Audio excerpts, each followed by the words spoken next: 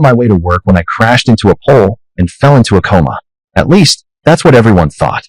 At the hospital, the nurses told my wife and my brother that I might never wake up again. What they didn't know, what nobody knew, was that I was conscious the whole time. Trapped, screaming in the prison of my own skull while my useless body lay there, slack and still. The moment the doctor left, Blair dropped my hand like it was rotting meat. The warmth of her skin vanished, and then came the faint of fabric against leather. I knew that sound. It was the dress I'd bought her for our anniversary. My chest burned as Hayden moved behind her. Their laughter came together so easily, so naturally. It was impossible to tell where hers ended and his began. 8 years of this, she said, her voice thick with disgust. 8 damn years. The words hit like ice water, flooding my veins. Hayden's lips pressed against her neck. I could hear the wet sound of it. And suddenly every late night he'd stayed over made perfect sense. Every business trip where he'd volunteered to check on her.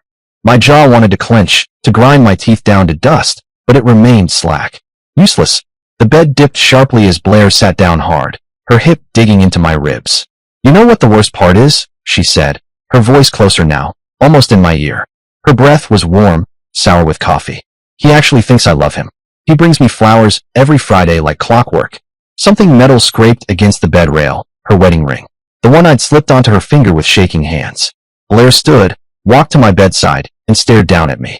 Her finger jabbed into my cheek, nail biting deep. No flinch, no twitch, nothing. She jabbed harder, leaving a crescent moon indent in flesh I couldn't control. Gosh, looking at him makes me sick, she spat. A warm wetness hit my cheek and slid toward my ear. Her spit. Hayden picked up my chart and carelessly tossed it onto my legs. Papers scattered across my dead-weight limbs, fluttering like trash. Neither of them bothered to collect them.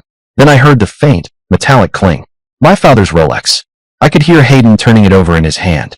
Damn, this looks nice, he said. 30 years of construction work, Blair murmured.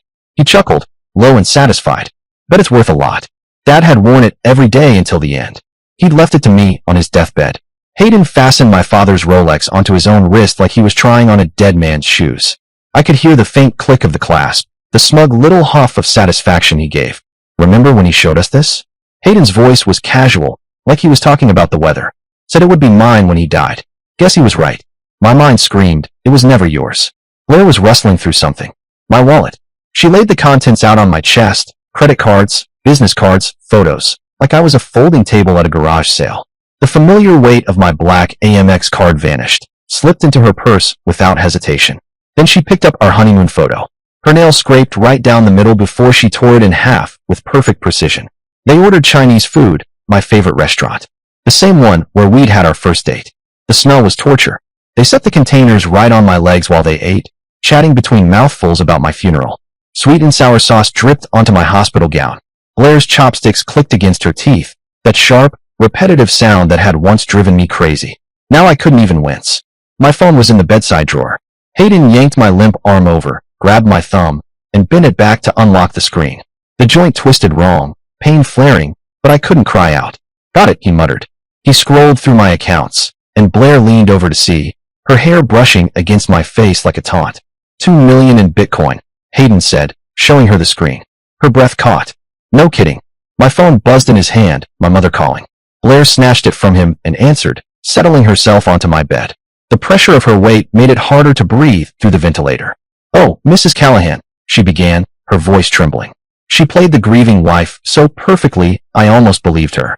She even produced tears, her breath hitching like she'd been crying for hours.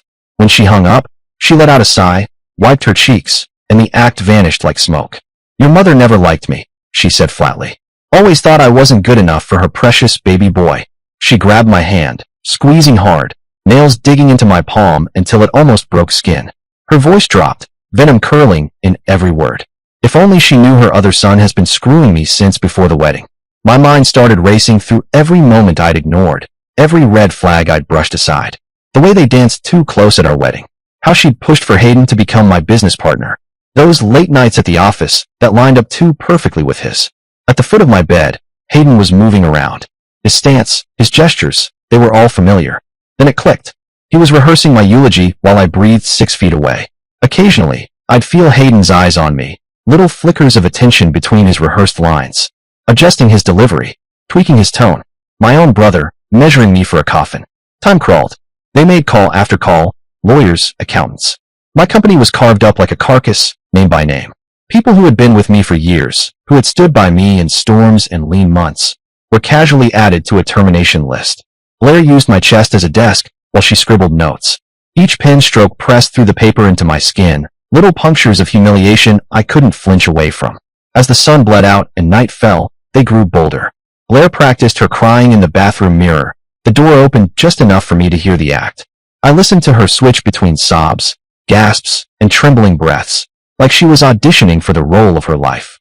Hayden, meanwhile, was making a list. My watches, my cufflinks, even the signed baseball from Dad. Each item got a soft, satisfied grunt. Every muscle in my body screamed to move, to rage, to wrap my fingers around their lying throats and squeeze until they stopped breathing my air. And then it happened. A miracle punching through the haze of medication. My index finger twitched. Just once. Just enough. Blair saw it. The nail polish bottle slipped from her hand, hitting the tile with a sharp crack. The red liquid spread fast, creeping across the white floor like blood. They froze, both of them staring at my hand like it was a grenade with the pin pulled. My finger twitched again. No, Blair whispered. No, no, no, no, no. My eyes opened. Not all the way, not easily, but they opened. And when they did, they locked onto theirs. The sound of the glass breaking seemed to stretch in the air, looping in my head. The red polish kept spreading, thick and dark like spilled blood. For a long, loaded moment, none of us moved. I didn't blink, didn't shift my gaze. I just kept staring, drinking in the way the color drained from their faces. Blair's hand flew to her mouth. She stumbled backward, her heel crunching down on the glass shards with a muted pop. Hayden grabbed the bed rail. The Rolex on Hayden's wrist caught the fluorescent light, a blinding little reminder of everything they'd taken. My throat burned around the ventilator tube. Every muscle in my body screamed to move, to rise up, to confront them, but the only thing I could control was that stubborn finger. Another twitch, then another. Each tiny movement felt like scaling a mountain with broken bones. The door burst open. A nurse rushed in, her shoes squeaking against the tile, drawn by the sound of breaking glass. Her eyes darted to mine, and she froze for half a second before gasping. "He's awake," she shouted, her voice cutting through the heavy air. She was suddenly in motion again, checking the monitors, pressing cold fingers to my wrist, flashing a light into my pupils.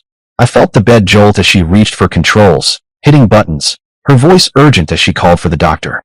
Blair and Hayden stepped back fast, their silence thick, scrambling to piece their masks back together. Dr. Anderson arrived within minutes, his voice brisk but calm. "Mr. Callahan, I'm going to shine a light in your eyes.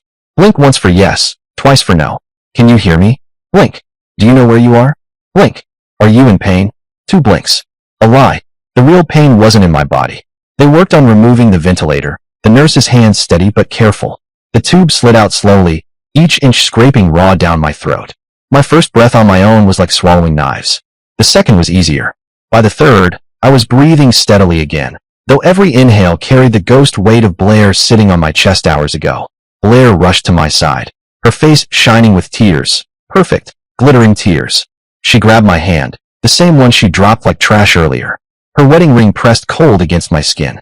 "Oh my God, Maverick," she breathed, her voice breaking just enough to be convincing. Behind her, Hayden shifted, adjusting Dad's watch on his wrist like he was checking the fit again.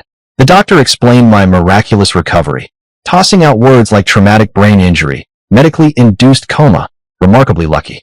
He recommended more tests, more observation. His voice faded into background noise. I kept my responses minimal, short nods, single words. Let them think the coma had left me weak, confused, too fragile to piece anything together. When I finally spoke, my voice was nothing but a rasp. Just her name. Blair. She leaned in close, and the smell of Chinese food clung to her breath. Her hand squeezed mine tighter, a warning wrapped in affection. I squeezed back, just enough to let her know I had strength returning. The nurse busied herself cleaning up the shattered nail polish, the chemical tang still sharp in the air. As she worked, she explained that visiting hours were almost over. Blair protested, her voice dripping with wounded devotion. "But, I just got him back. I don't want to leave his side." Hospital policy didn't care. The nurse was polite but firm.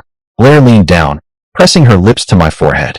They were cold, and the gesture felt like a performance more than affection. "I'll be back first thing in the morning," she murmured, loud enough for the nurse to hear.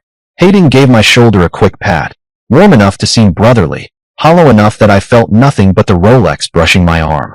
"Hang in there, man," he said softly, the picture of concern. The door shut behind them, and the air felt cleaner without them in it. Alone with the medical staff, I answered their questions one by one. My name, the year, the president, basic math. I deliberately slipped in small errors, nothing glaring, just enough to seem impaired, but improving. The neurologist ordered an MRI for the morning, warned me about possible memory issues. I nodded, feigning confusion while understanding every word. Night came quietly. A different nurse rotated in, checking on me every hour. She adjusted IV drips, monitored my vitals, scribbled notes. Between her visits, I tested my body like a mechanic checking failing parts. Fingers first, then hands. My arms responded sluggishly, muscles weak from even a single day of stillness. My legs were worse. The left one tingled with pins and needles, but the right felt dead from the knee down. I thought about the Bitcoin wallet. $2 million. The password was a mix of our anniversary date and the street where we'd had our first kiss. Hayden had my phone, but without that password, he had nothing. The thought brought me a grim, private satisfaction. Morning brought Alexandra, the physical therapist. No soft voices, no sympathy. She helped me sit up, and the world instantly tilted. My stomach turned over, empty and angry. She held a basin while I dry heaved, my body shuddering without producing a thing. When she tried to get me on my feet, my legs folded instantly, sending me down like a marionette with cut strings. Alexandra caught me easily, guiding me back to the bed. Her tone was brisk, but not unkind as she explained muscle atrophy and the fight ahead of me. I nodded, listening, but my mind was somewhere else, calculating. How much had they already taken? What could I still salvage before it was gone? That's when Blair walked in, carrying flowers. Roses, not the lilies I used to bring her every Friday. She'd changed into a conservative dress, the picture of a grieving wife who'd gotten her miracle. She helped me sip water, tilting the cup just enough for a slow trickle past my lips. Then she adjusted my pillows, smoothing the blanket like she was tucking in someone she actually cared about. For the nurses, she was perfect, hovering close, touching my shoulder, smiling down with quiet devotion. But the moment we were alone, the mask slipped. She leaned close, her lips brushing my cheek in what looked like a kiss from the outside. Her whisper was razor sharp. "You don't remember anything, do you? The accident scrambled your brain." It wasn't a question. It was a command. I let my eyes drift unfocused, jaw slack, mumbling something incoherent, a half-formed syllable that could have been anything. Her shoulders loosened. The tension in her voice eased, if only slightly. Then her phone buzzed. She glanced at the screen, her fingers already flying over the keyboard. I caught a flicker of text before she tilted it away. Something about meeting with lawyers that afternoon. Hayden, no doubt. The neurologist came in a few minutes later, a folder tucked under his arm. He went through the MRI results with a professional calm.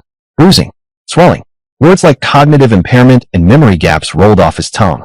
I wanted to laugh at the irony, him telling me about my worst nightmare, as if he could imagine it. Trapped in your own body while your wife and brother planned your funeral menu over Chinese takeout balanced on your legs.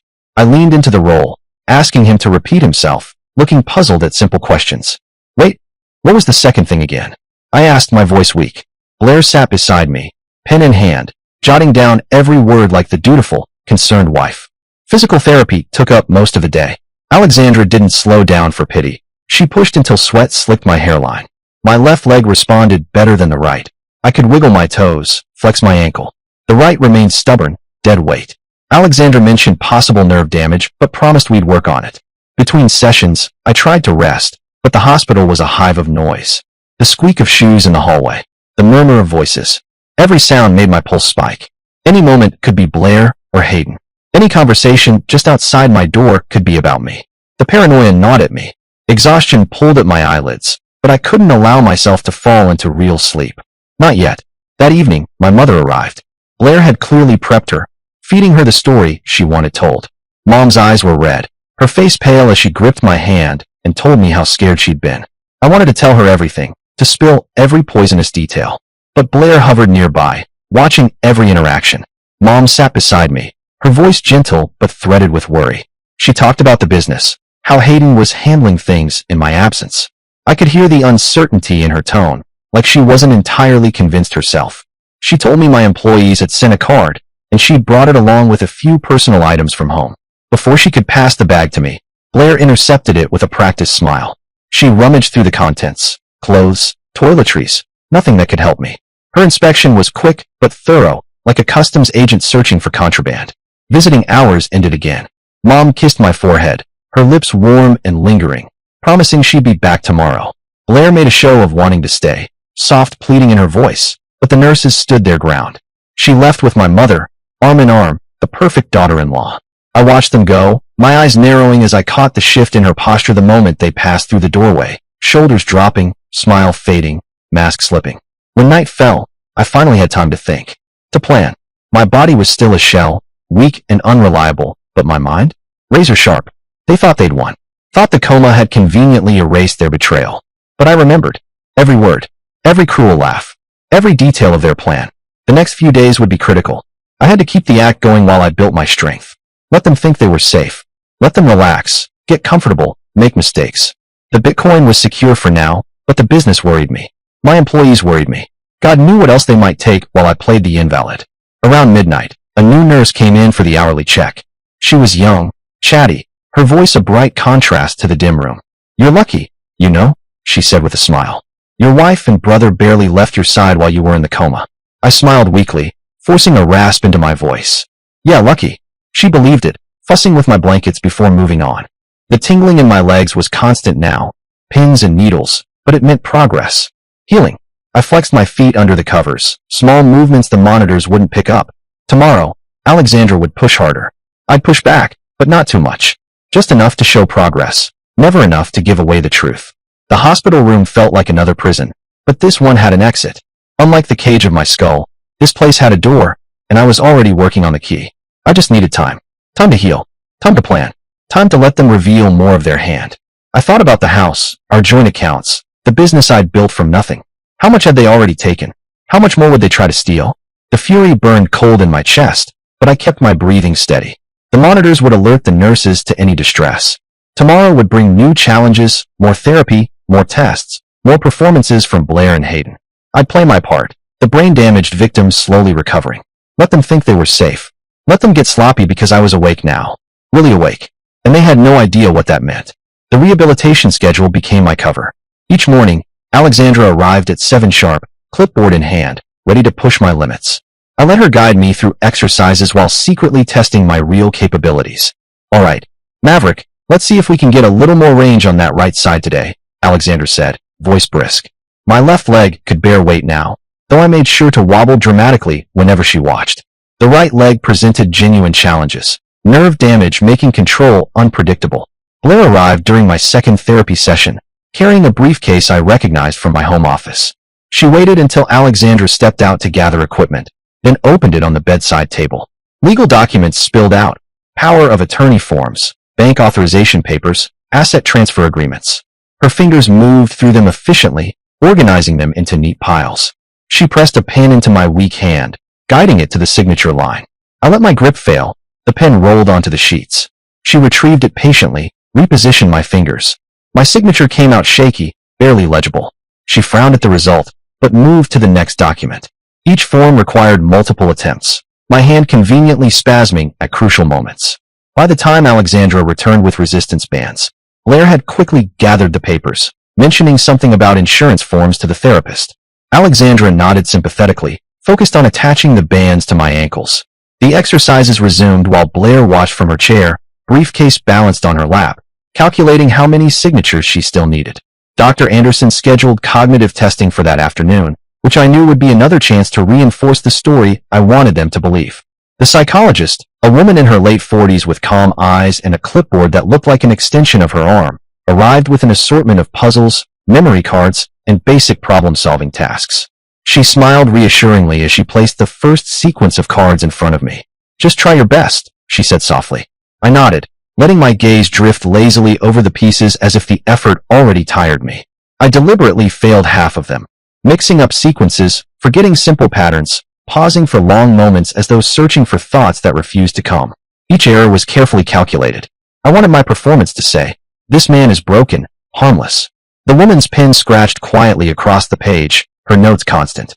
Every so often, she glanced at Blair, offering a look I recognized all too well, professional sympathy. Brain damage, her expression suggested. Significant impairment. Perfect. Hayden strolled in just as the testing wrapped up, wearing my father's watch in full view, twisting his wrist subtly so the light caught the gold. He had a bouquet for the nurse's station, his smile perfectly pitched for the staff. "Thought these would brighten the place up," he said warmly, handing them to a nurse who beamed like he'd just donated a kidney. I watched him out of the corner of my eye as he leaned casually over the psychologist's shoulder to study my test results. "So, how bad is it?" he asked, his voice dripping with false concern. "His cognitive scores indicate some serious deficits," the psychologist said, lowering her tone. They huddled in the corner, their whispers not nearly as discreet as they imagined. Words like permanent disability and care facility floated across the room, each one landing like a stone in my chest. Not because I believed them, because I knew exactly what they were plotting. Blair opened her briefcase just enough to show him the signatures she'd managed to collect so far. Hayden examined them critically. "Some of these are useless," he muttered. "Lawyers will want cleaner versions." The next morning, physical therapy resumed with Alexandra at my side.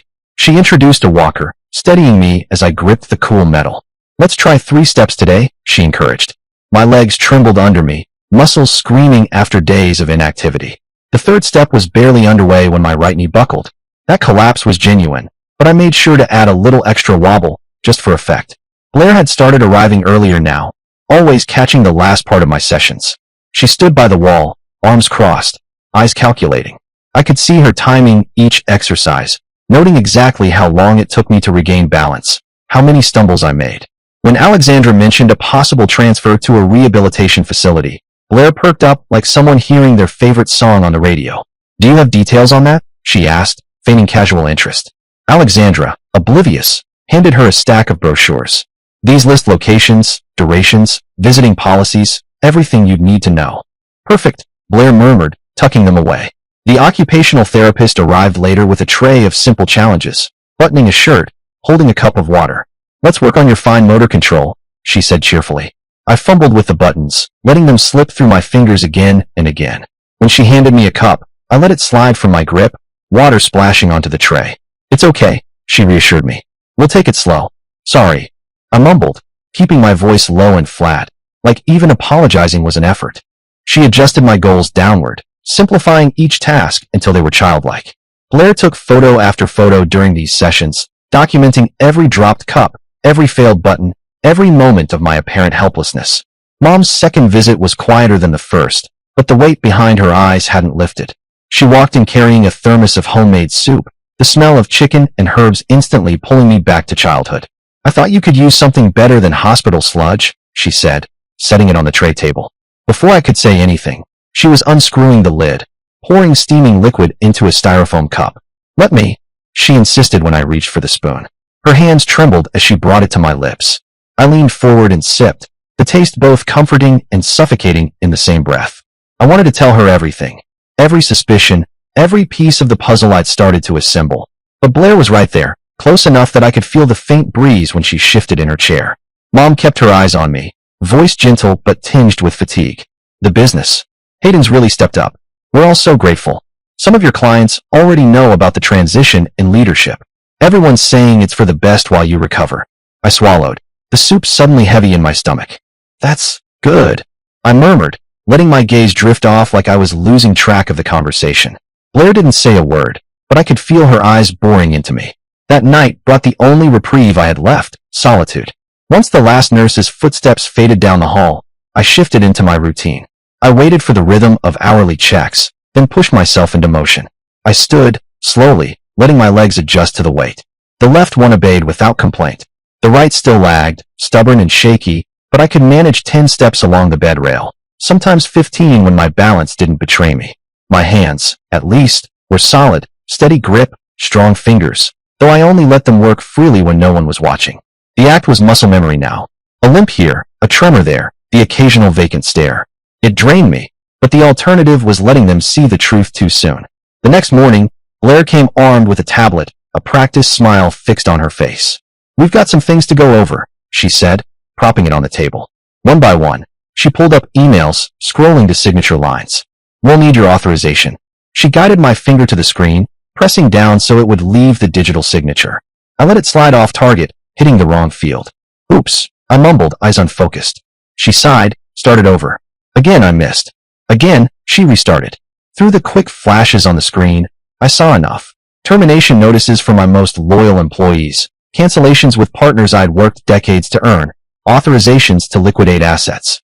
20 years of building something from scratch, gutted in a matter of days. My jaw tightened. I forced it into a sudden twitch, my hand jerking against the screen. Sorry, muscle spasm. Her lips pressed into a line.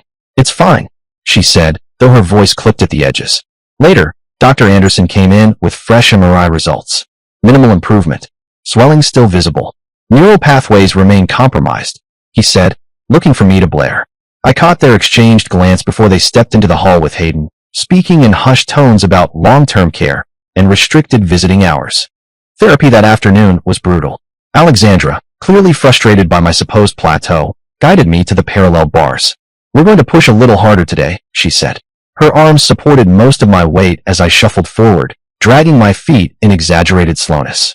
When my right leg caught on nothing, I let it send me sideways into the bars. The jolt shot straight into my ribs, the same spot Blair had pressed during the coma, white-hot pain flooding my side. I sucked in air sharply, my voice breaking. Ah, God! I gasped, letting tears blur my vision, born as much from the genuine discomfort as from the act I'd perfected. Hayden started handling my phone openly now, like it was his personal property. No pretense, no sly attempts to sneak my thumb onto the sensor. He'd clearly found a way in. My gut told me it had something to do with our shared business accounts, a backdoor through the system I trusted for years. He'd sit there in the corner of my room, scrolling deliberately through my contacts, eyes moving with a quiet predator's focus. Every so often, his lips would press into a thin line, and he'd jot something down in a small notebook he thought I couldn't see. Client names, suppliers, banking contacts. He was mapping my entire network like a hunter studying migration patterns. And every now and then, he'd glance over at me, searching for any spark of recognition in my eyes. I gave him nothing. Blank stare, loose mouth, eyes drifting like I couldn't hold focus. The perfect empty shell. The speech therapist arrived mid-morning, cheerful but observant. Good morning, Maverick. Let's see how you're doing today, okay? I let my words come out in a sloppy blur. Good morning, good, I frowned as if trying to fish the right term from a fogged brain. That's fine, she said gently. We'll take it slow. She ran me through exercises, naming objects, repeating phrases, matching words to pictures. I intentionally mixed up terms, pointing at a cup and calling it a door, then pausing with a confused expression. She corrected me with patience, her pen scratching notes on her clipboard. From the corner of my vision, I caught Blair lifting her phone, recording the session. Evidence, I realized.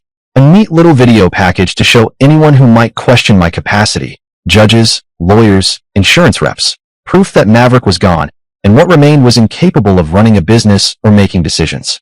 The therapist finished a section and looked at Blair. With intensive therapy, there's a good chance we could see significant improvement in his speech. Blair's lips tightened almost imperceptibly. Well, that depends on whether it's even worth putting him through that kind of strain right now. Her tone was warm enough for the therapist to miss the real meaning, but I caught it. It wasn't strain she was worried about. It was the risk of me actually recovering. The next day, Mom came again, arms full of old photo albums. She set them on the bed, smiling through a strain that showed in the edges of her eyes. These might help, honey. Sometimes familiar images can bring things back. I leaned forward slightly as she opened the first page. There was Dad, crouched beside me when I was a boy, handing me my first hammer. Another photo, us covered in sawdust, laughing while working late in the shop. Then one I hadn't seen in years. Him clasping my shoulder as he passed me his watch, the one now glinting mockingly on Hayden's wrist. Her voice cracked. You remember that day, don't you? I let my gaze drift over the page, blinking slowly as if unsure. Blair slid an arm around Mom's shoulders, rubbing her back. He's trying, Susan. We just have to be patient, she murmured, dripping with counterfeit sympathy.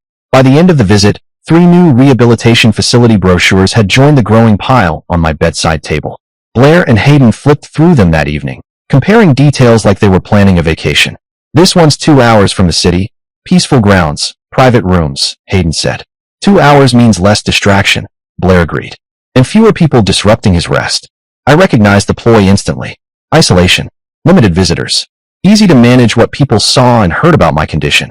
Physical therapy, meanwhile, had hit an intentional ceiling. I kept the act going, weak movements, unsteady legs, but Alexandra was beginning to push back. I'm concerned, she told Blair one afternoon after a session. His progress has stalled.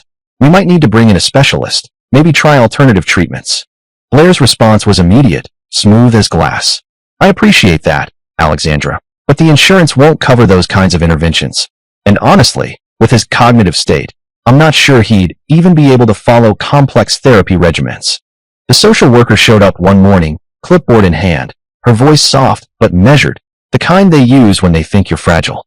She sat across from my bed, asking Blair questions about our home setup, available help, financial resources. Blair leaned into the role like she was auditioning for a tragedy. It's been exhausting, Blair sighed, rubbing her eyes for effect. Sleepless nights, constant worry, bills piling up. I don't know how much longer I can keep this up alone. The social worker nodded sympathetically, scribbling on her form. That sounds overwhelming. We may need to consider a facility where he can get the constant care he needs. Yes, I've been thinking the same, Blair replied quickly, almost too quickly. Somewhere safe. Somewhere he won't be a danger to himself. I stayed quiet, letting the act play out, my gaze drifting toward the window so I wouldn't give myself away. Meanwhile, the Bitcoin wallet haunted my thoughts like a ghost I couldn't shake. $2 million, locked behind a password only I knew. Hayden had been on my phone again, too many times for it to be innocent. I'd seen the traces, his failed attempts at recovery phrases, digging through my old emails for anything that might hint at the key. But the encryption held, and every failed login was a small victory. Their urgency was growing. I could feel it in the way Blair's patience thinned and Hayden's eyes lingered on my phone a little too long. Other assets weren't liquidating as smoothly as they'd hoped. Blair tried a different tactic, signature sessions. She timed them right after physical therapy when my body was naturally fatigued. Mav, it's just a quick signature. Nothing complicated, she'd murmur, sliding the paper toward me. The documents started simple. Authorizations for therapy payments, release forms. Then they shifted, almost imperceptibly, to property deeds, investment accounts, business ownership transfers. I let my hands tremble just enough to ruin the pen stroke, jerking mid-signature so the lines were useless. She'd sigh, fold the paper away, and try again the next day. Dr. Anderson started noticing. He examined me one afternoon, tapping a reflex hammer against my knee, then lifting my arm to test resistance. Strange, he muttered, almost to himself. Some of your reflexes are perfectly normal. Others seem severely impaired. He ordered more neurological testing, concerned about the inconsistency. But before I could agree to the appointments, Blair was on it, casually intercepting the scheduling calls, shifting dates weeks out. Oh, that week won't work. He's not ready for all that stimulation, she told the receptionist sweetly, her tone dripping with protective spouse concern. The walker became my most convincing prop. Alone, I could cross the room without it. In public, I staged elaborate, shaky journeys, stumbling, catching myself, gritting my teeth as if each step was agony. Alexandra, my physical therapist, documented every failure, with meticulous detail, reinforcing Blair's narrative of permanent disability. One afternoon, Alexandra mentioned, I have a colleague who specializes in severe brain injury rehabilitation. He's done amazing work with cases like yours. Blair smiled politely. That's interesting. Could you write down his name? Alexandra jotted it on a sticky note, handing it over. Blair folded it neatly into her pocket, and never followed up. Hayden's visits had shifted into something colder, more calculated. He no longer bothered with small talk, or even the polite pretense of checking on my health. Let's get through this quickly, he said one afternoon, dropping a thick stack of papers onto the table by my bed with a dull thud. I scanned the top page, President's signature required. The next, and the next, all similar. Merger documents, acquisition agreements, sales contracts. My company was being dismantled, sold off piece by piece to buyers I recognized. Predators who had been circling for years, waiting for a moment of weakness. Competitors? I asked, my voice hoarse. He gave a short, dismissive laugh. Business is business, Maverick. You're not in shape to run things. This is the smart move. I stared at the lines where my name should go. My pen hovered uselessly over the paper, my fingers twitching in jerky, uneven motions. He tried to guide my hand, pressing hard against my knuckles, but my writing dissolved into an illegible scrawl. Damn it, he muttered under his breath, jerking the pen away. At night, when they thought I was sleeping, I worked. Quiet, methodical. I practiced walking without the walker, memorizing the pattern of steps until it felt natural again. I tested my grip, squeezed a rolled towel until my knuckles whitened, worked through delicate finger movements until the muscle memory returned. My body was healing faster than they realized, faster than I dared let anyone know. Blair's patience was thinning. One evening, she shoved a document toward me, her jaw tight. Just sign it, Maverick. You're making this harder than it needs to be. When I didn't move fast enough, she grabbed my arm so hard, I felt the bruise forming under her fingers. She pressed my hand down with such force I winced. A nurse walked in mid-struggle, her eyes darting to the marks already forming on my skin. "Mr. Cole, is your arm hurting?" she asked softly. Blair's voice instantly shifted into honey. "Oh, I'm so sorry. Sometimes I forget how fragile he is. I was only trying to help." From then on, facility placement discussions became a near-daily topic. Blair narrowed the list to 3 locations, each one conveniently far from anyone who knew me well. "They all have excellent reputations," she said brightly one afternoon, scrolling through her phone. "I'm touring them next week." "You're trying to ship me off," I said flatly. Her smile didn't falter. "I'm trying to get you the care you need. Don't make this harder." The plan was taking shape. Move me somewhere isolated, control who could visit, finish stripping away everything I owned without anyone to interfere. My mom had been visiting less, something I'd noticed immediately. When I asked her about it during a rare visit, she hesitated. "Blair said my visits upset you," Mom said, her voice breaking. "She told me familiar faces make you agitated and confused. I don't want to make things worse for you, honey." I felt the last thread of outside support slipping away, cut clean by Blair's lies. The doctors decided my progress had plateaued. New medications were introduced, supposedly to help with neural recovery, but they left me genuinely foggy, especially in the hours when Hayden or Blair showed up with paperwork. I couldn't shake the suspicion that the timing was intentional, ensuring I was at my weakest when signatures were needed. The doses wore off by evening, leaving me clear-headed for night practice, but conveniently impaired during business hours. It wasn't subtle either. The fog settled over my thoughts like a heavy curtain just as Blair or Hayden walked in, and lifted only when they were gone. I knew exactly what that meant, and I knew exactly who had arranged it. Alexandra made one last push for aggressive therapy, proposing an intensive program that might break through my apparent limitations. She'd seen similar cases recover with the right approach, and her voice carried that unshakable conviction of someone who refused to give up on a patient. "I'm telling you, with the right regimen, 5 hours a day, targeted exercises, we could have him walking and writing again in months." Blair smiled thinly. "That sounds wonderful, but unfortunately, the insurance already denied extended coverage. We can't afford something so experimental." "It's not experimental. It's evidence-based therapy. And frankly, I think you're underestimating his." Blair interrupted with a practiced sigh. "Even if it worked, he can't consent to that kind of treatment in his condition. My responsibility is to protect him, not push him past his limits." Alexandra's frustration was palpable, her eyes cutting toward me like she was trying to will me to speak, to prove Blair wrong. But I held my expression slack, my eyes unfocused, playing my part. She couldn't override family decisions, and Blair knew it. The transfer paperwork arrived from Blair's chosen facility the next day. Admission was scheduled for the following week, pending final medical clearance. The brochure showed cheerful stock photos of smiling nurses and green lawns, but I'd read enough between the lines. Long-term care for severe brain injuries, minimal rehabilitation focus, visiting hours restricted to weekends only. Perfect for their needs. Devastating for any hope of my recovery. Hayden's desperation about the Bitcoin peaked during his next visit. He tried everything. Password combinations on my phone, random guesses at the recovery phrase, even pressing my finger against the screen for biometric access. Nothing worked. Hayden said under his breath, pacing, 2 million, just sitting there. "You're killing me, you know that." I stared at him blankly, letting a hint of a smile twitch in my cheek before forcing it away. Hayden became more agitated. "Deadlines, buyers. I can't keep stalling them forever. They're expecting answers." His frustration bled through in careless moments, muttering about buyer demands he shouldn't have mentioned out loud.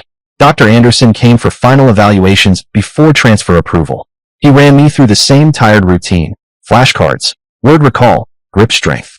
I failed every cognitive test, fumbled every physical assessment, showed minimal improvement since admission.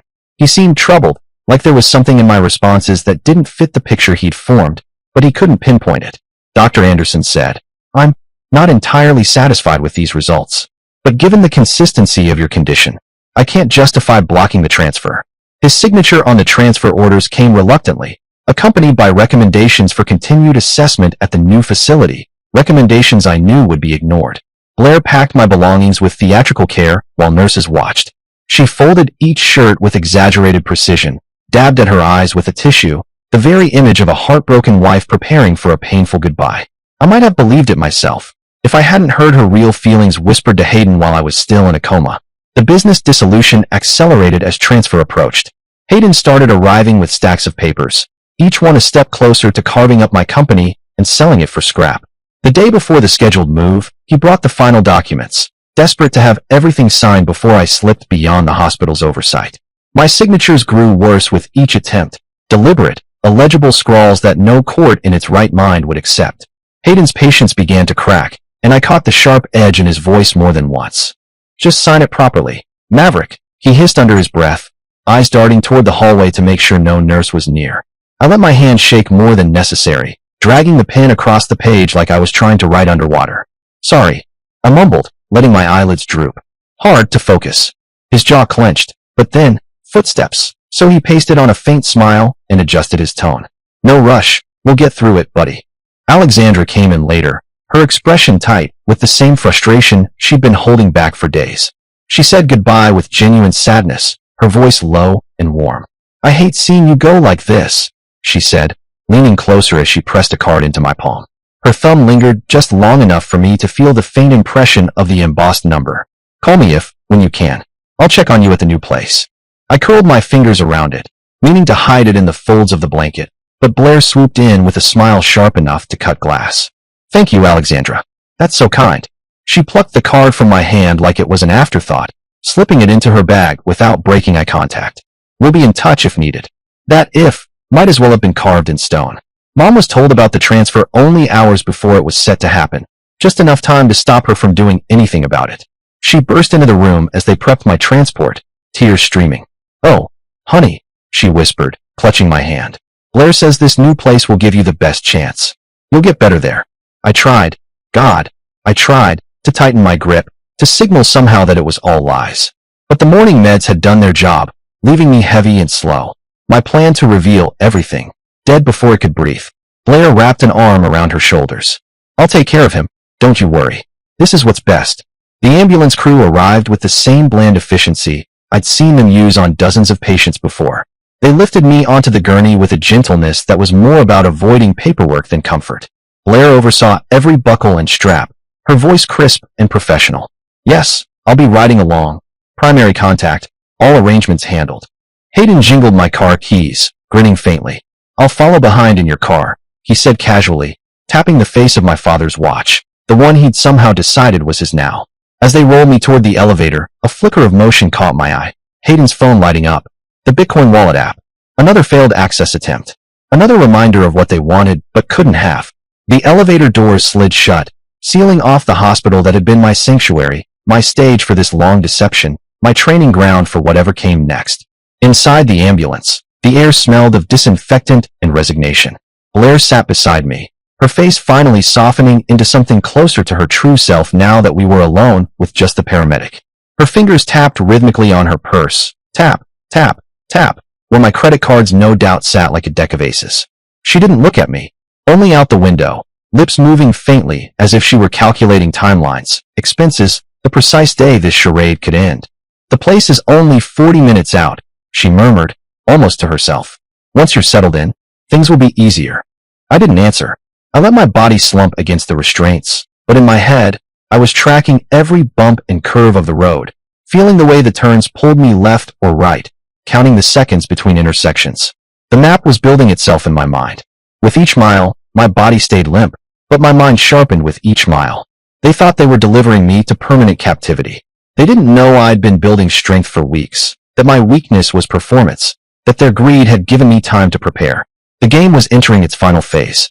New location, new challenges, but the same truth underneath. They'd revealed everything while I was supposedly unconscious, shown their true selves when they thought I couldn't see. Now I just had to wait for the right moment to show them exactly how awake I really was. How did they time those medications so perfectly to make me fuzzy right when signatures were needed? It had to be coordinated. Too precise to be coincidence. And Alexandra, the way she tried to slip me her card, she knew. She sensed something rotten in all of this.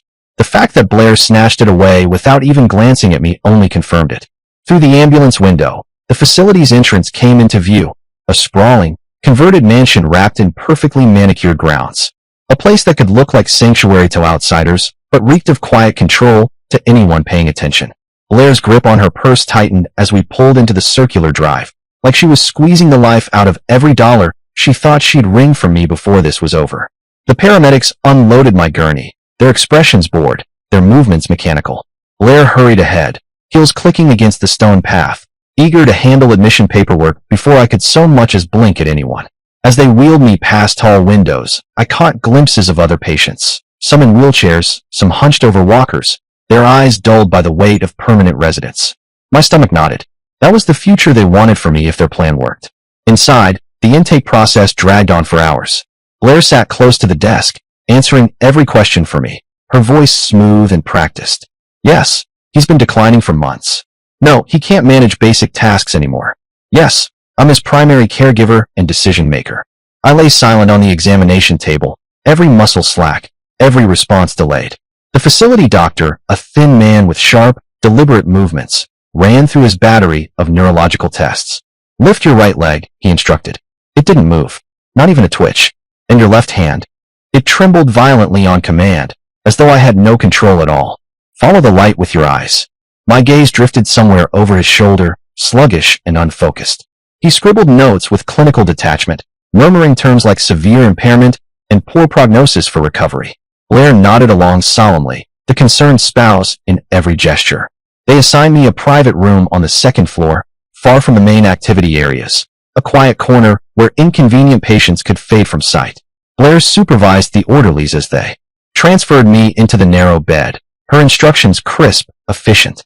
She unpacked my few belongings, placing them in the dresser with almost obsessive neatness, then hung a framed photo of us on the wall. The picture-perfect wife. The staff praised her dedication. Such a devoted woman, one nurse whispered. So young to face such tragedy. Blair offered a small, humble smile, as if embarrassed by the compliment. Hayden arrived just as they finished. He stepped inside with the smugness of someone who believed the game was already won. He wore my father's watch, the gold catching the overhead light, and kept checking it repeatedly. The facility administrator gave them a tour while I pretended to be half asleep, my head tilted just enough to sell the act. Through my peripheral vision, I traced every hallway we passed. Emergency exits, 2 at the far ends of the wings. Nurse stations, 3, 1 per corridor. The medication room, behind a locked door, but I counted the key swipes and saw which nurse carried the fob. Details that might matter later. By the time they looped back to my room, the evening routine had already begun. A nurse entered with a paper cup rattling with pills. Blair, all concerned wife smiles, took the cup from her and crouched beside my bed. Here, sweetheart, she cooed, tilting the cup toward my lips. I let the pills spill into my mouth, washed them down with lukewarm water, all while the nurse's eyes stayed fixed on me like a hawk. The bitterness spread over my tongue, and within minutes, the fog crept in. Thicker, heavier than anything I'd felt at the hospital. I fought it, blinking hard, gripping onto scraps of thought like they were rope over a cliff. But the haze kept spreading, wrapping around everything. Blair's voice drifted somewhere above me. We'll keep visits to weekends only, she told the staff at the door. For his own good. Too much stimulation is bad for recovery. They nodded, jotting it down. I wanted to laugh, if only my muscles had listened. Night here was different. The hospital had been a constant hum of movement, light, and interruptions. This place, it went quiet. No beeping monitors, no constant footsteps. Just long stretches of darkness. I waited until the hallway noise faded to nothing. Then I slid my hand toward the bed rail and pulled. My legs felt like dead weight, my balance like wet paper. Still, I managed to sit up, swaying slightly. I counted, 5 seconds, 10, 15, and then, using every scrap of willpower, I stood. 30 seconds upright before my knees buckled, and I fell back into bed, chest heaving. Progress, but barely. Morning brought a new set of faces. The physical therapist was younger than Alexandra, softer around the edges, and a lot less skeptical. She smiled politely and went through the motions, running me through basic tasks. Try to lift your right arm for me. It twitched, then dropped uselessly. Okay, we'll try some leg movement, she said, her voice already losing confidence. My legs obeyed, but only in slow, stuttering jerks. She scribbled notes, her smile tightening. We'll just stick with maintenance for now. We don't want to overexert you. Translation, she'd already written me off. 15 minutes in, she was packing up her clipboard. Blair arrived during lunch, her purse bulging with more papers. She pulled a chair to the side of my bed and spread them out like a blackjack dealer. Let's just get these signed quickly, she said, her tone clipped. The words swam on the page, shifting in and out of focus. My hand felt like it belonged to someone else as she curled my fingers around the pen. Here, just follow the line. No, not that way. She hissed in frustration when the pen veered off course, dragging a crooked mark across the page. God, you're making this harder than it needs to be. she muttered under her breath. After 3 failed attempts, she stuffed the forms back into her bag. Fine. We'll try again tomorrow, when you're more cooperative. Days blurred into each other, the edges of time eroded by medication and isolation. I realized just how well she'd chosen this place. No surprise drop-ins. No friendly faces poking their heads through the door. The nearest town was 20 miles away, and public transportation didn't reach this far. Even if Mom decided to visit outside of the approved hours, it would be impossible. Spontaneous trips impossible. Hayden showed up midweek, moving like he was late for something important, eyes darting around the room as if every corner had a camera. His jaw was tight. Without so much as a greeting, he yanked my phone out of his pocket and jabbed at the Bitcoin wallet app. Still not the right password, he muttered, punching the screen again like force would somehow make the numbers correct. I let my head loll slightly, watching through half-lidded eyes as he tried again. The app flashed access denied. He grabbed my hand, too roughly, and pressed my thumb against the scanner. Come on. The screen buzzed.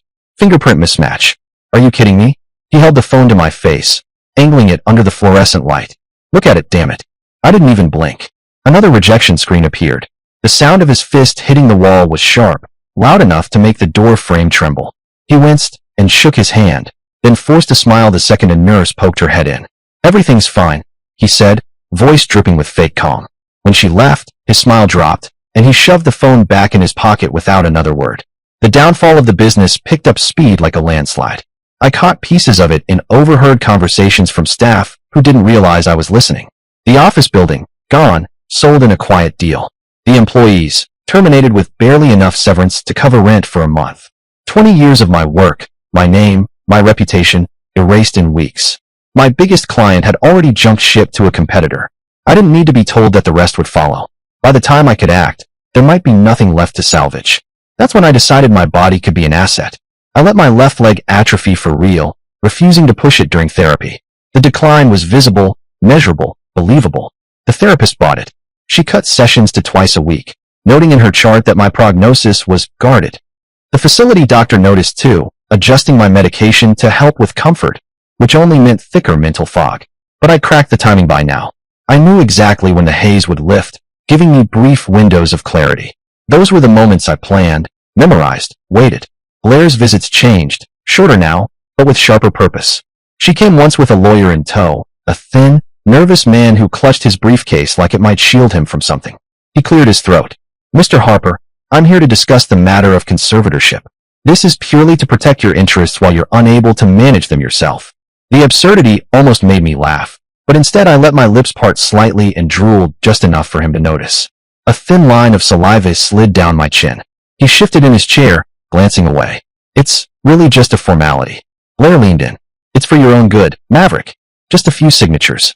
I stared at the papers, blinking slowly, my hand twitching weakly over the pen before letting it fall. He coughed into his fist. Perhaps we can revisit this another day. The papers stayed inside. When Mom came, it was a rare Saturday visit. An hour, strictly supervised. Blair planted herself between us in the visitor's lounge, body angled toward Mom like a blockade, controlling the conversation. Mom held my hand, her grip trembling, tears sliding down her cheeks as she spoke softly about Dad. How proud he'd been of the business, how he'd always believed we'd keep it in the family. Her voice broke when she mentioned the watch. Do you know where it is, Mav? Your father would have wanted. Before I could even try to answer, Hayden, sitting on the other side of the bed, touched his wrist reflexively. He asked me to wear it. For safekeeping. I caught the tiny hitch in Mom's breath, but she nodded, accepting it without question, too grief-stricken to dig deeper. After she left, my focus shifted to the medication room. It was only 15 feet from my door, but locked tight with a keypad. I'd watched through barely opened eyes during the nurse's rounds, memorizing the 4-digit code as their fingers danced over the buttons. Simple enough to remember, but the real problem was reaching it. That required more mobility than I currently had, so I started rebuilding my strength in secret. Tiny, deliberate movements. Just enough to keep from drawing suspicion. Hayden's desperation peaked on his next visit. He came in carrying a laptop, cables, and a mess of devices, like some desperate tech scavenger. He set up on the rolling tray and got to work, muttering as he hammered away at the keyboard. Come on, he hissed under his breath. Hours passed. He tried recovery tools, brute force programs. Nothing worked. $2 million in Bitcoin stayed locked away, taunting him. His mutters turned into curses. Then, without warning, He grabbed my shoulders and shook me hard, his face inches from mine. You remember the password, don't you? Just say it. Just say it, and this all goes away. The door swung open. An orderly stepped inside, eyes narrowing. Hayden immediately dropped his hands and put on his grieving brother act. Sorry. Just overwhelmed. Later, the facility administrator called a care conference. I stayed in bed, feigning my fog while Hayden and Blair met in the next room. Through the thin walls, I heard the doctor recommend permanent custodial care. No rehabilitation potential, he said. Cognitive function too impaired. Blair's voice came, wet with tears she probably manufactured on the spot. If that's what's best for him. They scheduled the transfer for month's end.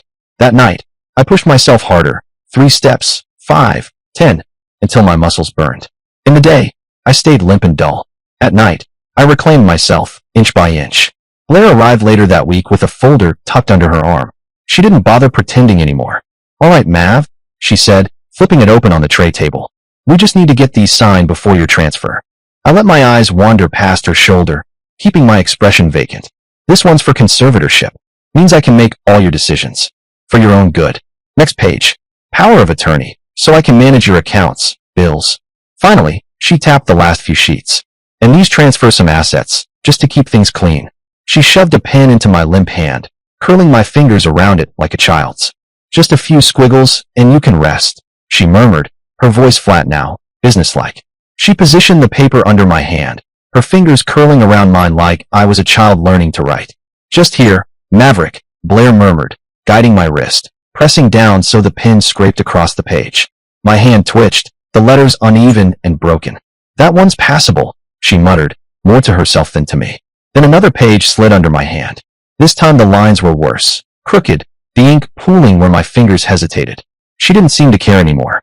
Hayden will fill in the rest, she said with a shrug, and I could hear him snort softly from somewhere behind me. The sound made my skin crawl. The Bitcoin wallet was still their obsession. They circled back to it every day like vultures over a carcass.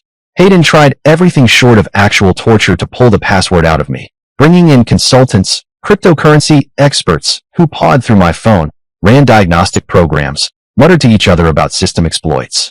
Nothing worked. The security held firm. My security. $2 million. So close they could taste it, and yet locked away from them completely. Their frustration was palpable, and I'll admit, there was a small, dark part of me that found it beautiful. 4 nights before the scheduled transfer, the meds wore off at around 2 a.m., leaving me clearer than I'd been in weeks. I swung my legs over the side of the bed. They felt shaky, but serviceable. The door opened without a sound. The hallway stretched empty in front of me, 15 feet to the medication room. I'd watched the code entered dozens of times, memorized the rhythm of the beeps. My fingers moved automatically, punching it in. Inside, the fluorescent light hummed overhead. Shelves lined with bottles. I scanned the labels until I found what I needed. More of the same sedatives they'd been feeding me, but also stimulants for narcolepsy patients, focus enhancers for ADHD treatment. I pocketed the right doses, careful to slide each bottle back exactly as I'd found it. The return trip was slower, legs trembling from exertion, but I made it back to bed just in time to collapse before the footsteps came for the 3 a.m. check. By morning, I palmed my regular pills while swallowing the stimulants instead. The effect hit fast, like cold water dumped over my brain. Everything sharpened. I kept my performance flawless. The drooling, the vacant eyes, the sluggish tracking of movement. On the outside, nothing had changed. Inside, my thoughts were sprinting ahead, piecing together the plan I'd been building since that first night in the hospital. 3 days until transfer. Blair came in for what she called her final document push. She'd grown careless, talking freely in front of me as if I were just part of the furniture. The permanent care facility is cheaper, she said to Hayden, flipping through the stack in her lap. Better for long-term management. We can liquidate the house without oversight once conservatorship is in place. Split the proceeds. Hayden gave a low whistle. Nice little nest egg. Maybe somewhere tropical, Blair added, her eyes lighting up. Then she laughed. A short, cutting sound, sharp in the small room. That night, the recreation room felt like neutral territory, quiet, dimly lit, with the faint hum of an ancient soda machine in the corner.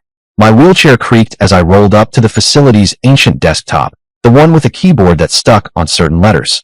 My hands trembled, but not from weakness, adrenaline. Muscle memory took over as I typed. Passwords Blair didn't know existed. Backup email accounts, secondary authentication, hidden folders. I moved fast, every click measured, every keystroke deliberate. If anyone on the overnight staff bothered to check this room, they'd probably think I was just idly scrolling the news. But I wasn't. I was sending messages to the right people, the ones who still owed me favors, the ones who weren't fooled by Blair's crocodile tears. I gave instructions in short, precise bursts. Names, numbers, actions. The business might have been gutted, but you don't erase 2 decades of relationships with a couple of forged signatures and a smear campaign. Some of my contacts still believed in me, and if they were smart, they'd act before my so-called family finished bleeding the corpse dry. The day before transfer, Hayden made one last desperate lunge at the Bitcoin wallet. This time, he came loaded for war, sleeker equipment, a laptop that hummed with processing power, cables and readers like a surgeon's tray of tools. I stayed limp in the bed, eyes half closed, letting him think I was drifting in and out. He positioned my phone carefully, trying again and again. "Come on, just give me the damn pass," he muttered, jaw tightening. I watched the sweat bead on his forehead, his movements getting sharper, more agitated. Then I saw it. Him slipping quietly into the medication room, emerging with 2 blister packs in his palm. My pills. The same ones that could fog your brain into a near coma if you took enough. I wanted to laugh right then and there. Stealing my pills to fake my condition while stealing my life. That was some next-level irony. It was medical chess, and for once, I was 3 moves ahead. He was so close to $2 million he could probably taste it. And still, nothing. When he finally slammed the phone down in frustration, the failure tasted better to me than any deal I'd ever closed. As he left, my father's watch glinted on his wrist. I knew it was the last time I'd see it there. The transfer morning was gray and damp, the sky hanging low and sullen. Blair arrived early, her heels clicking sharply down the hall, every step businesslike. She made sure everything was packed, my clothes, my toiletries, even the cheap blanket she'd pretended to give me out of kindness. She oversaw the orderlies like a project manager on a deadline, signing forms, nodding curtly. The administrator wished her well. "You've been so strong through this," he said. Blair put on her best warm smile. "You do what you have to." I almost gagged. They loaded me into the ambulance, Blair riding shotgun, already glued to her phone, rattling off to some lawyer about the conservatorship hearing. She didn't even glance out the window until we passed the turnoff for the permanent care facility. "Wait, where are we going?" she asked, frowning. I didn't answer. I just let the moment stretch. Her frown deepened as we pulled into a different parking lot entirely. When she recognized the building, sleek glass doors, manicured lawns, the kind of place she'd called ridiculous, I saw her mask crack. "This isn't." The back doors opened, and there stood Alexandra, my original physical therapist, her expression a mixture of triumph and relief. "I got your message," she said, eyes flicking to Blair, then back to me. "We made arrangements." I smiled to myself. I had used connections Blair didn't know existed. The intake staff was ready for me. Not just ready, prepared like a strike team waiting for their cue. Paperwork already filed, emergency court injunction in place to stop the transfer to custodial care, a medical reevaluation ordered on the spot. Every step was already in motion before the ambulance even rolled to a full stop. Blair's voice was sharp, slicing through the lobby. "This is a mistake. He's not fit for this program. He needs long-term custodial." The receptionist didn't even look up from the clipboard. "Ma'am, the court order is clear. This patient remains here pending full medical review." Her protests kept coming, but they landed on deaf ears. The forged papers she'd been clutching like a shield were no match for the trained eyes of the legal team Alexandra had mobilized. Under scrutiny, the signatures screamed fraud. The conservatorship she'd worked so hard to secure collapsed before she could even shift to her next excuse. For the first time in weeks, I opened my eyes fully. No more pretending. I locked onto Blair's gaze, watching the recognition dawn, slowly at first, then all at once. The mask she'd worn for months shattered in that instant. My voice came out raw, every word sandpaper against my throat, but I made sure they were steady. "They've been drugging me." The dosages were altered, intentionally. She forged my signature, and while I was under, she transferred business assets into her name. Blair froze. The composure she'd worn like armor started to splinter. An hour later, Hayden arrived, summoned by her frantic calls. Dad's watch still clung to his wrist like some twisted trophy, but his stride faltered the second he saw me upright, speaking clearly, and flanked by Alexandra and the facility director. I didn't give him time to speak. "You really thought I'd hand over $2 million to you? I watched you try to crack the wallet. The password was never what you thought it was. Not our anniversary, not the street where we kissed. You never knew me well enough to guess it." His jaw tightened, but he stayed silent, his eyes flicking toward the door like a cornered animal. By the time I finished my physio evaluation with Alexandra, her pen moving like a scalpel, documenting every improvement since the medication stopped. The police had arrived. I sat there, posture straight, mind clear, watching as the officers moved in. One officer explained Blair's rights to her, the words washing over her until the meaning set in. The tears were real now, not the performative kind she'd used to charm administrators and lawyers. Hayden took a step toward the exit, but a uniform blocked his path. Not so fast. I watched as Dad's watch was unbuckled from his wrist, dropped into an evidence bag. Without it, he seemed smaller, diminished. No longer the man who'd strutted into my hospital room to pick my bones clean. Just another thief caught in the act. They led them away separately. 8 years of betrayal, scheming, and stolen opportunities. Their conspiracy finally exposed. Alexandra helped me to the private room, one with wide windows overlooking a quiet garden. The air smelled like rain and fresh soil, a smell I hadn't noticed in weeks, maybe months. She adjusted the pillows behind me and said, "Tomorrow, we start for real. No more half measures." "Good," I told her, my voice still scratchy. "I've got months of damage to undo." She smiled faintly, the kind of smile that tells you she believes you, but also knows it's going to hurt. Real rehabilitation would begin tomorrow. Months of hard work ahead. The business needed rebuilding. Trust needed repair. But I was awake now, truly awake, and ready to reclaim what remained of my life. That evening, my phone vibrated with a notification from the Bitcoin wallet. I stared at it for a long moment, then entered the real password. Not a date, not a street name, not anything they could have guessed, because they'd never truly known me. Instead, it was something Dad always used to say, build with your hands, but protect with your head. The account opened instantly.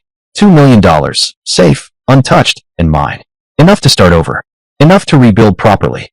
I let out a slow breath, a weight I'd been carrying for years finally sliding off my shoulders. Mom visited that night. The moment she stepped in, I saw the tears of relief, not grief.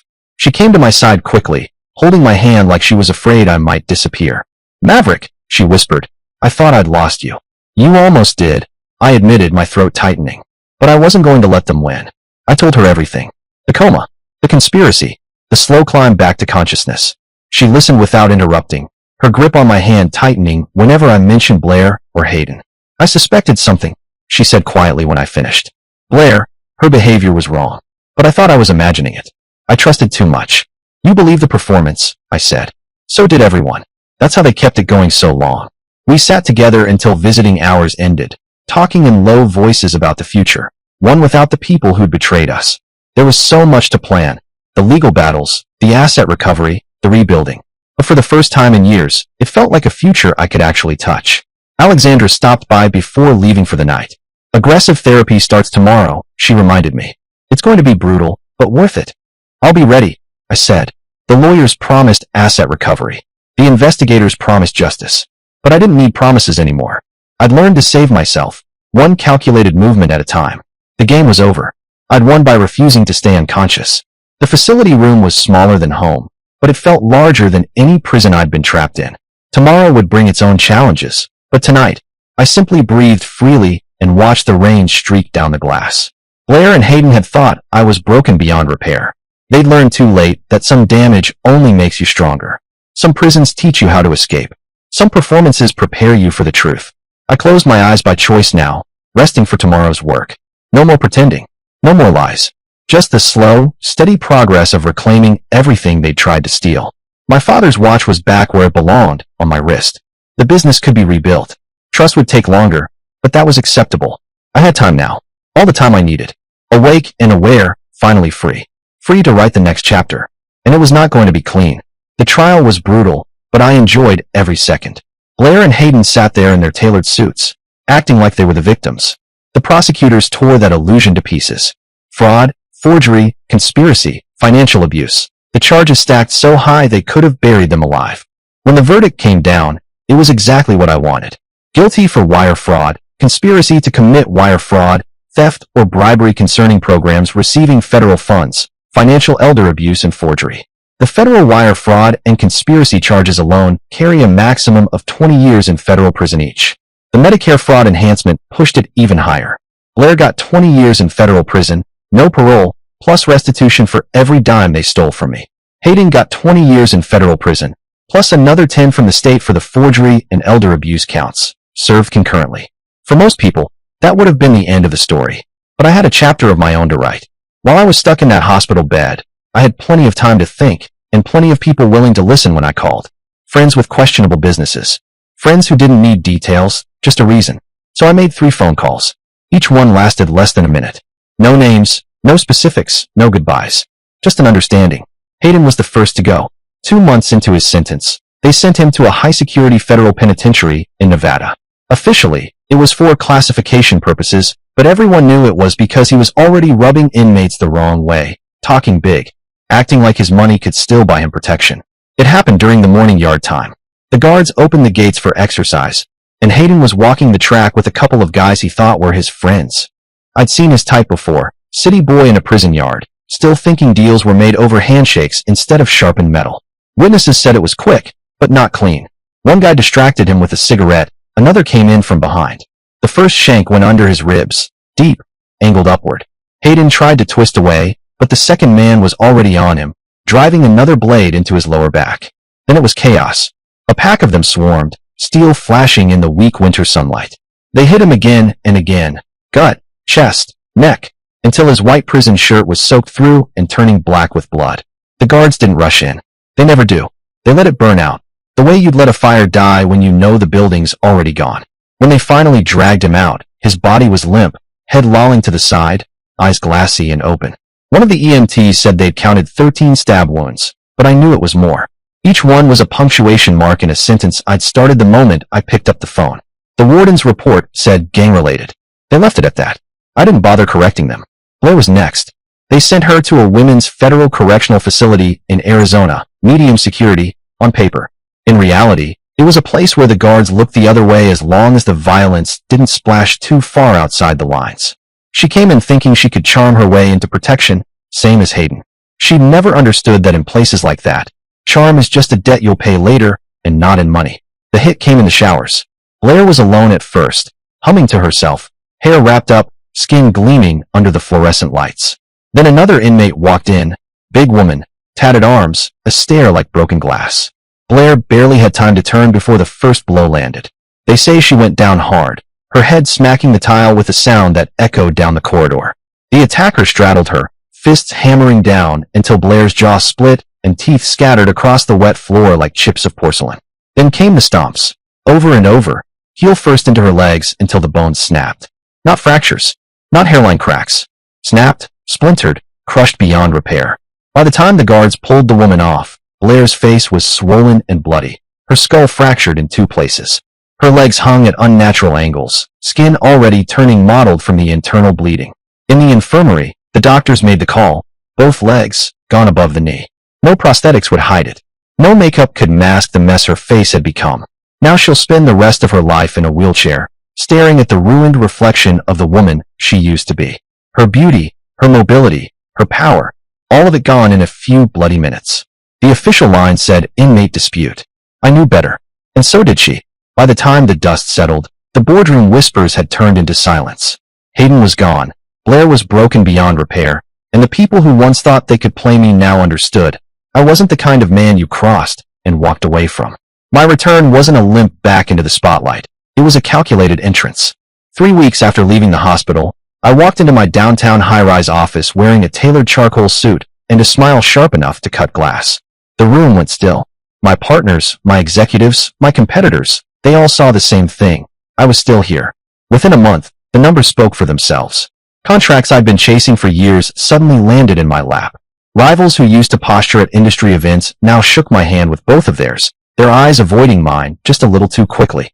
Power moves are easier when everyone remembers what happens to the last people who crossed you. I bought a penthouse overlooking the skyline and a private jet that could have me in Miami by noon and back in time for dinner. My days were a mix of board meetings, investment lunches, and phone calls that never made it onto paper. The money flowed, the deals closed, and my name carried weight in every room it entered. On the surface, it looked like nothing had changed. In reality, everything had. I trimmed the fat, no dead weight, no liabilities. My circle was smaller, sharper, and absolutely loyal. One evening, sipping a 20-year-old scotch on my balcony, the city lights stretching out like a living constellation, I took a call from an old associate. He asked if I was still in that business. I chuckled. I'm in every business, I told him before hanging up. Because the truth was simple, I didn't just survive. I built an empire on the ashes they left behind. And in my world, that's the only ending that matters. Dear listeners, please share your thoughts in the comments section below and don't forget to like, share, and subscribe.